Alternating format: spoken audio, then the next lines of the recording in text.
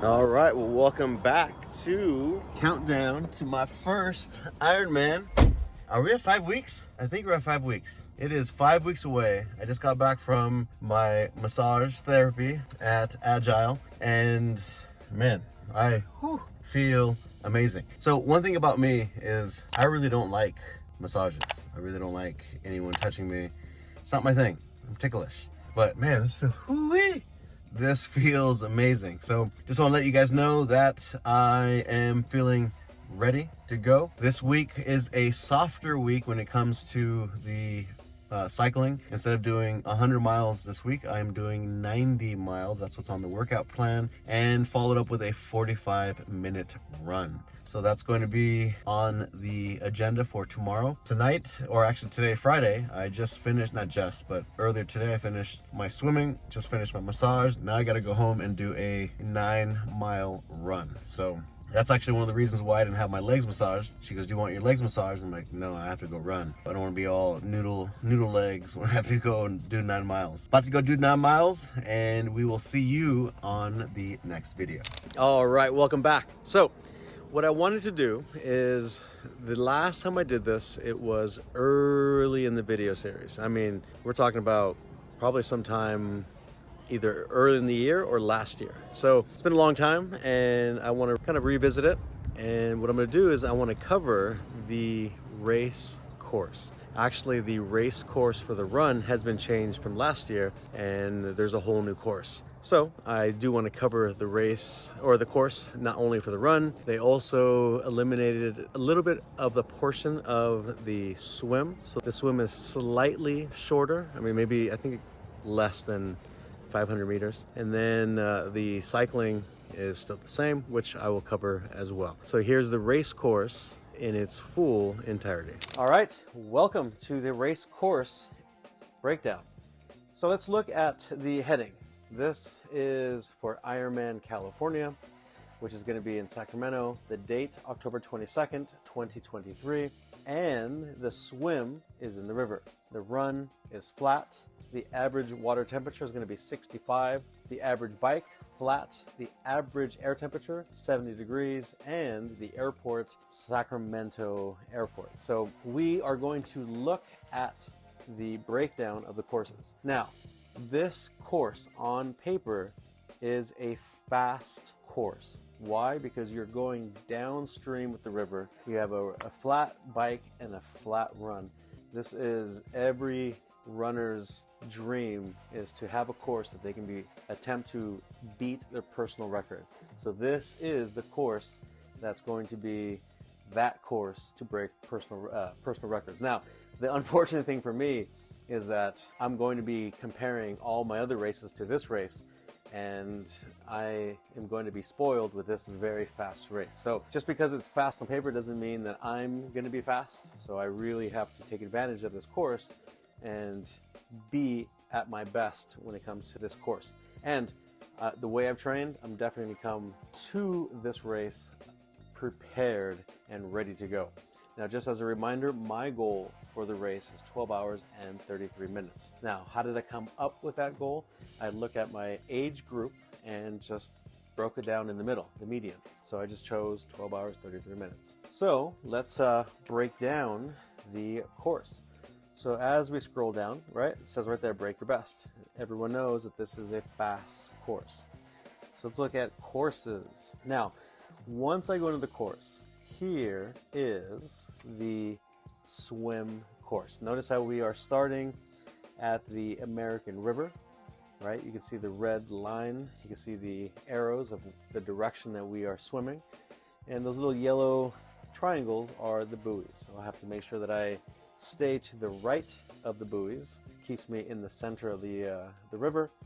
And then you see how the Sacramento, there's a confluence, and we meet the Sacramento from the American River, and then you can see the course goes all the way down, and then the finish line is going to be a little bit shorter than it was last year. So It's not taking too much away, but it is taking some of the course away. Again, I think it's like 500 meters. It's not that much, but what it does, it makes it easier to get to the transition area. So I think last year there was a big distance from the end of their swim course to the T1. So I guess they, modified it. So that is the swim. Now, let's look at the bike. So the bike being next, here is the course. Now it's a double loop, right? So we're not just doing one loop, we're doing multiple loops. And if you look every 5 miles, there is a water station, a Gatorade station, and a station that gives out, nutrition, like goos and stuff. I think there's for the run, there's like a Red Bull station as well for a little last minute energy. But again, it is, I believe it's 30 miles one way, 30 miles the next, and you're going back and forth to loops. And again, flat roads. So that is the cycling. And then after the cycling is done, right, we go right into the run, and here is the new course. Now, a good thing is the course is staying close to the water. It is a 2-lap or 2-loop run. So if you notice, if you look towards the middle at the bottom where it says Capital Mall, that is the starting line, and then you just follow the arrows as they go down and up. The mile markers are there as well.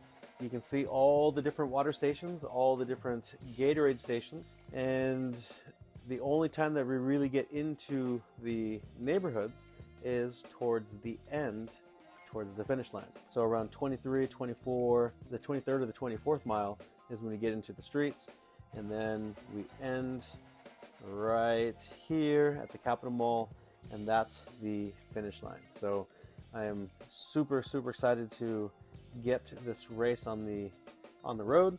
But again, more importantly, look at the views that we're gonna have. I mean, next to the water, it's gonna be beautiful. The one thing about the Oregon Marathon that I ran this year, it was in a bunch of neighborhoods, and after a while it just kind of got boring, but every time I ran next to the river, it was such a beautiful run. So I'm so glad that we're running alongside the river, because it's going to be beautiful views, and I need those beautiful views if I'm going to be on my 10th and 11th hour. So that is the course. Now, as for my goal, right, let's start off with the swim first. When we go to the swim, the major factor, in my opinion, again, this is just my opinion, the major factor of this swim is going to be the current. Now, when there isn't a current, the waters are calm. There's a certain speed that you get to swim. Now with the current, now you add the current on top of your speed, now you're adding more speed. So originally, when I really had no idea what to expect, I had an hour-and-a-half goal set for the swimming. But I really think that with the current, I think that I can finish the race in an hour, if not less. Why do I think that? I have no idea. Maybe I'm just so naive, but my confidence in my swimming, confidence in my, just in my competitiveness, I think that I can do it under an hour. So my goal for the swim portion is going to be an hour. Now, for the bike. Now, the bike, again, it's on flat road. My goal is to at least maintain an average speed of 20 miles an hour. Now, I know there's going to be, stoppages for the restroom breaks. There might be some stoppages for maybe some food or refilling of the water. Because I know that, my goal for the cycling portion is 5.5 hours to finish. Now, with the swim, I eliminated a half hour for the swim because of the current. So that time that I originally had accounted for, because the swim might be faster than I think, that half hour is going to the cycling. So my goal to finish is 5.5 hours in the best case scenario, and I don't want to say worst case scenario, but the max that I want to be on the course for the cycling is 6 hours. So if it's 5.5 hours, I'm looking at 6.5 hours so far without the run. Now, if we look at the run, My goal for the running is 5 hours. Up to, worst case scenario, 5.5.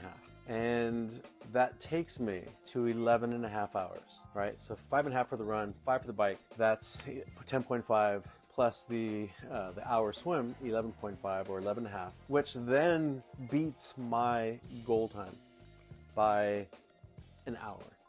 Now, that is best case scenario. Now I'm hoping, that's what I've trained for, is that time. Now, if I can go sub 12 hours, and again, I'm just speaking out of my ignorance, right? I don't know what makes me think, my confidence, the training that I've done has increased my confidence to these levels of craziness, right? To think I'm gonna run this Ironman sub 12. That's now looking like a possibility. And the reason I say that is because I know how much I'm training and I know what my body's capable of doing during the train. And with the adrenaline and everything going on with the race, my body should perform just a little bit better than practice, right? There's more urgency. So 12.5 hours is my goal, but if I can keep the pace going, I might be able to do a sub 12 hour. So sub 12 hours is gonna be best case scenario. And again, my goal to be content is 12.5. Now, if I don't finish 12.5, now as long as I finish, I'm very happy. But for all the time, the training to go more than that, I would be disappointed in myself. Now, again, the whole point is to finish, and I'm excited. That would be exciting, but I have standards in me, in my training, and my performance, and I really think 12.5 hours is looking like a very easy possibility, and now sub 12 looks like a possibility. So I am super excited. I'm pumped. I'm ready. And that is the breakdown. I hope you understood all that rambling, and there it is. We'll see you on the next video. All right, welcome back to the grading portion of week 6. All right, let's start off with the swimming. Swimming, I gotta give myself an A. I will say this, I did all my times, and I know with anything that you do, in the beginning, when you're learning, things are tough. You have those growing pains, right? Then eventually, it just clicks, right? Not to say that you're 100% perfect, but the information that was taught to you starts to now make sense, right? In my opinion, in the beginning, when I first started swimming, attempting to align all the cues of, the arm work, the rotation, the whale eye of the breathing, I was focusing on each cue, right? And what's funny is I teach my clients this all the time. You don't ever want to be thinking, right? Because as soon as you think about something, you're no longer in the moment, right? You're now one split second removed from the moment. So in the beginning, learning, I couldn't be in the moment because I was attempting to align these cues. I practiced. I'm now approaching a year of pretty much nonstop swimming for this preparation for this swim. And I'm now just getting comfortable with the in the moment swimming. I'm not thinking as much, right?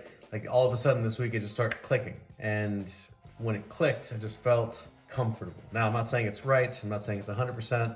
I'm starting to feel comfortable. I'm starting to feel like not so tense doing it. Now it's just, I'm feeling the smoothness, the relaxation of my body, and almost like the synergy between the water and I, right?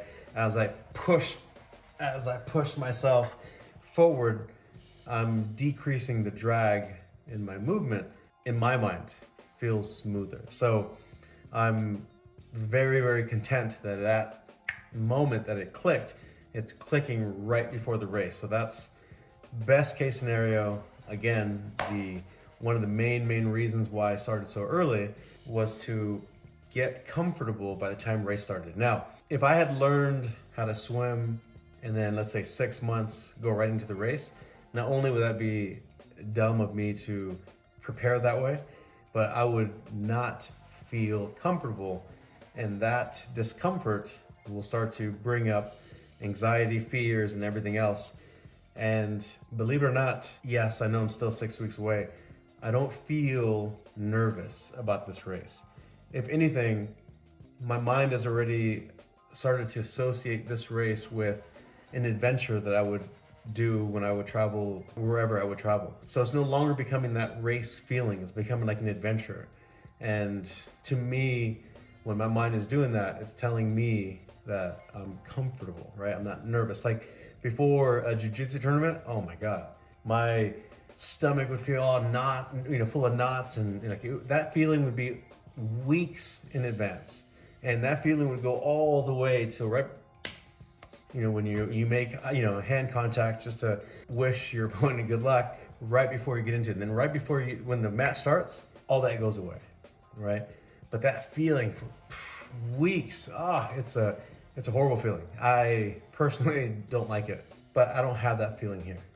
So to me, that is telling me two things. Number one, I wasn't prepared enough in the tournament in jiu-jitsu, and B, I'm definitely prepared enough to feel comfortable in this uncharted territory for me. So as for the swimming, I am getting, I'm in that comfortable space. So I'm super, super happy to be approaching this race exactly at this point of feeling. So A for the swim. Now for the cycling. Now the cycling, I ended up doing my 90-mile cycling. I did an indoor versus outdoor. Actually, two reasons. Reason number one is I really wanted to experiment to see the difference between cycling indoor, time-wise, intensity-wise, versus outdoors. And I didn't know when I was gonna do that, but Saturday, my body was telling me that maybe I should stay in and not do the outdoor. And the only reason why is because I had bubble guts. And the last thing that I needed was to find myself somewhere in the middle of anywhere and needing to go really, really bad and not being able to go. So that was a perfect opportunity for me to stay indoors and really test myself indoors and to see what the time and the caloric differences were. So indoor, it took me to do 90 miles. It actually took me, I believe, 4.5 hours versus at my best time outdoor, 90 miles, I did 5 hours and 10 minutes. So right there, it took off about 40 minutes right off the top. And I looked at the calories, and the calories are not as much indoor versus outdoor. I really, really think a lot more stop and go in the outdoor really increased my caloric expenditure and the inconsistency of the outdoor terrain. Now the indoor terrain, I didn't have my bike on my bike. It's a 1 through, let's say 50. I had it at 32, 33. So, and the only reason I chose those numbers is because it felt slightly resistant, but not too easy. So it was still challenged me throughout the whole thing. So it was an experiment and a safety issue at the same time. So not bad. Again, there's no coasting. So there was no coasting at all in the indoor. So doing the finishing in 4.5 and then 5:10 outdoor. Again, this is just me kind of talking out of my ignorance, but I would assume that somewhere in the middle between that would be the time that I would finish on the race course. So what that's telling me is that being a little bit more consistent with no stop and goes is going to increase my time in finishing by a little bit, right? So I know how it feels to go stop and go, and I also know how it feels to go nonstop. So I'm hoping to finish that time for the bike 5.5 hours. At 5.5, 6, the latest. So this week, all the cycling was done, did all my times, did all my miles, give myself an A for the grading. Now to the run. Run's doing good, did all my times. And the transition from the 90 miles that I cycled on Saturday to the run, my body or my legs felt good, right? So again, as long as I stayed 90 and above, which means, I didn't explain myself thoroughly last time I talked about this, is when I get to my transition, T2, transition 2, when it's time to get off my bike and transition to the run, I cannot make the mistake on getting down onto my butt, changing my socks or putting my shoes on or whatever it may be, because that level change is going to tax my legs unnecessarily. I felt it. So when I transition, I got to make sure that I stay in an upright position as opposed to going all the way down and then having to come all the way up. So I have to make sure that I change everything standing and not sitting, because as soon as I sit and come back up, that's gonna tax my legs, and the last thing I need when I go to do right before my 26-mile run. So my legs are feeling good, they're feeling conditioned. I don't have any aches and pains, I don't have any knee issues, I don't have any hip issues, I don't have any ankle issues. But I will say this, with all the cycling, all the running, I would also assume with all the swimming as well, my knees have been doing absolutely amazing. If I had to make a guess, right, just an opinion, before I started this race, my legs felt like a 44-year-old man's legs, right? There was limitations, there was strength issues, not stability issues. I've always had good stability, single and double leg, but there was something that my knees just I didn't have the full range of motion of bending, right? Now that I've cycled hundreds of miles, I can now say that. I've ran hundreds of miles from the beginning of my starting this race. My knees now feel, right? There's a contrast, like right before the race preparation, 45-year-old man knees. The contrast now that I feel with my knees, I feel like I have 30-year-old man knees. Right? I don't have 100%, but I'm now bending and getting into positions that I've never been able to do before, or maybe haven't done prior to my surgeries. Let's say that. So my knees are feeling amazing. Oh, man. Now again, there's a balance, right? I don't want to go too much or start doing this hardcore training, for the rest of my life and then destroy my knees with wear and tear. But so far within this 1 year, my knees have been feeling amazing. Oh, again, positions I haven't done in a long time. My brain is thinking I shouldn't be in this position, right? But my body's saying, you got this, like new and improved knees. Again, it's a combination of three. I don't want to say it's just one because, again, I'm doing all three. So thank you, triathlon. Thank you. My knees feel amazing. So give myself an A for the running. Everything's feeling good. Again, just getting ready to go to Lake Tahoe to do some elevation training. Next week, we're going to take a ride up to Tahoe, and we're gonna do it all again with the swimming. This time we're gonna do the biking, and then I'm gonna be running while I'm there. And it's going to be a test, right? Colorado was a test. When I went there, the elevation did not challenge me the way it would have challenged me if I was unconditioned, right? Or deconditioned. So that was a great experience. I'm hoping that I'm gonna have another great experience in Lake Tahoe with the elevation close to 9,000 feet. So elevation training, I cannot wait to go. Again, cycling around Lake Tahoe, doing some running and swimming in Lake Tahoe with all my full gear with my wetsuit. So again, we will see you in Lake Tahoe next week.